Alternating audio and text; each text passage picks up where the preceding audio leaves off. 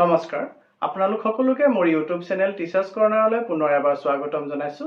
আজি এটি খুবেই গুৰুত্বপূৰ্ণ ভিডিঅ লৈ আপোনালোকৰ মাজলৈ আহিছো। কাইণ্ডলি ভিডিঅটি শেষলৈকে চাব, চাই ভাল পালে লাইক এণ্ড শ্বেয়াৰ কৰিব আৰু চেনেলটি যদি এতিয়াও সাবস্ক্ৰাইব কৰা নাই কাইণ্ডলি সাবস্ক্ৰাইব কৰিব।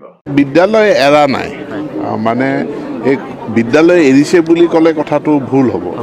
প্ৰথম আগত আমাৰ যি বিদ্যালয়ত কিমান ছাত্ৰ ছাত্ৰী আছে তাৰ ডাটা আমি যিটো সংগ্ৰহ কৰোঁ তাৰ এটা বেলেগ ধৰণৰ প্ৰক্ৰিয়া আছিলে।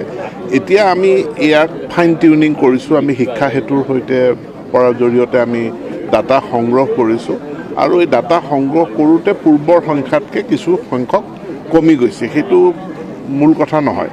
কিন্তু আমাৰ এটা চিৰিয়াছ প্ৰব্লেম আছে মাধ্যমিক পৰ্যায়ত ড্ৰপ আউট, আৰু এইটো বিশ্লেষণ কৰি দেখা গৈছে যে চাহ বাগিচা অঞ্চল, চৰ অঞ্চল আৰু জনজাতীয় অঞ্চলত আধাতে বিদ্যালয় এৰা বা ড্ৰপ আউটৰ সংখ্যাটো বেছি প্ৰবল।